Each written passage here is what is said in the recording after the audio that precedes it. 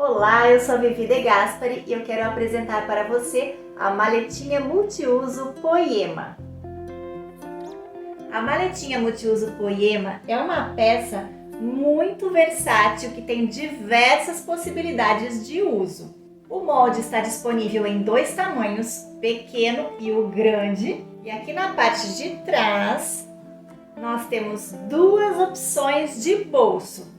Um bolsinho com botão e um bolso embutido com as costuras todas embutidas. Você vai poder fazer o bolso embutido tanto no tamanho grande como no tamanho pequeno. E este bolso com botão também, você tem a possibilidade de fazer no tamanho pequeno e no tamanho grande. Ela possui bolsos internos nos dois tamanhos.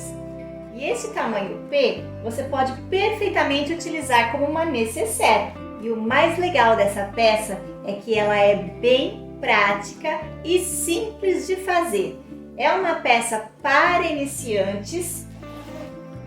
O acabamento interno é totalmente embutido, não vai viés.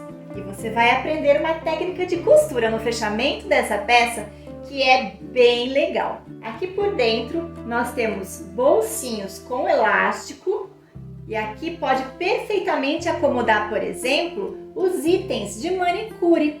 Aqui na parte da frente, por dentro, tem um bolsinho também e claro, você pode dar muitos outros usos para essa nécessaire. Outra proposta de uso bem legal é você fazer um kit tal mãe, tal filha.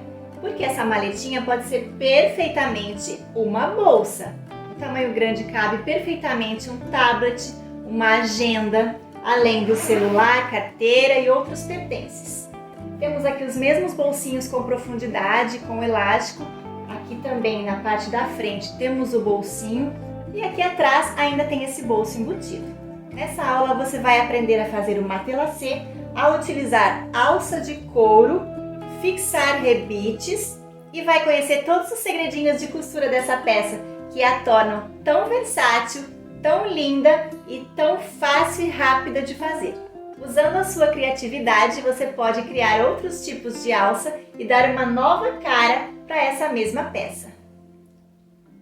Então vem comigo para essa aula!